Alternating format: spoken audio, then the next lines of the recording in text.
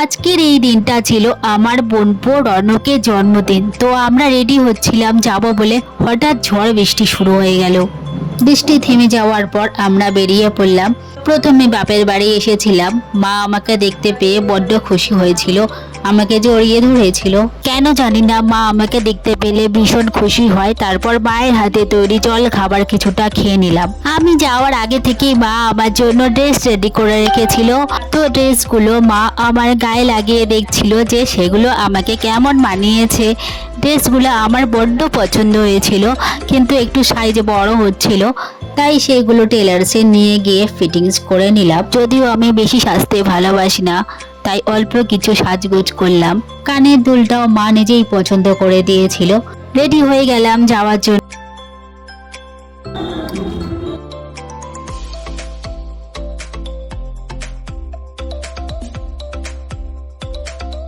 আমরা সবাই মিলে বেরিয়ে পড়লাম। রাস্তায় যাওয়ার সময় দেখলাম একটা পায়রা উঠতে পারছে না, তো আমার হাজবেন্ড তাকে নিয়ে সেফ জায়গা রেখে আসলো যাতে বেড়াল কুকুরে কোনো ক্ষতি করতে না পারে। বেরিয়ে পড়লাম আমরা, আর বোনেরা তো আগেই স্টেশনে পৌঁছে গিয়েছিল।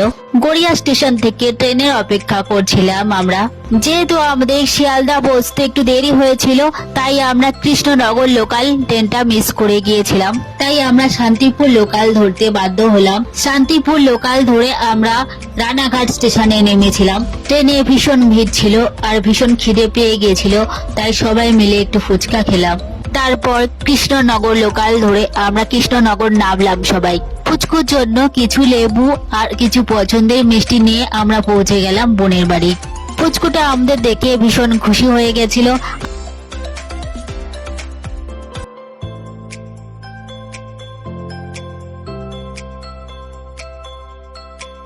আজ রনকের জন্মদিন, তো সকালটা আজ আমাদের এভাবেই শুরু হয়েছিল। সেদিন রাধা অষ্টমী ছিল, তাই সোনার ঠাম্মারা রাধা রানী আর গোপালের জন্য ভোগের প্রসাদ রান্না করেছিল। তারপর ভোগের প্রসাদ খেয়ে আমি একটু তাড়াতাড়ি রেডি হয়ে গেছিলাম রিলস করবো বলে। দোনো সোনার বার্থডে কেক রেডি। সবাই মিলে আমরা সেদিন ভীষণ আনন্দ করেছিলাম। যদিও বার্থডেটা ছোট্ট করে আয়োজন করা হয়েছিল, বেশ কিছু রিলেটিভস, ফ্যামিলি আর পাড়ার কিছু লোক নিয়ে জন্মদিনটা পালন করা হয়েছিল। সারাদিন ব্যস্ততার মধ্যে দিয়ে কাটলেও আমরা অনেক আনন্দ করেছিলাম।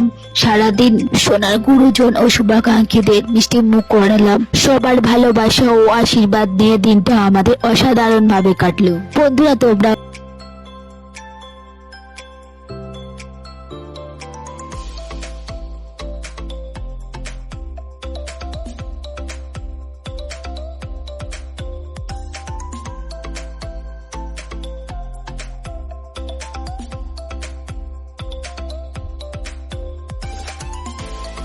এবার আমাদের ফেরার পালা।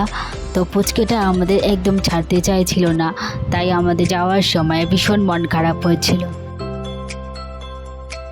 বন্ধুরা, ভিডিওটি কেমন হলো তোমরা অবশ্যই কমেন্ট করে জানিও।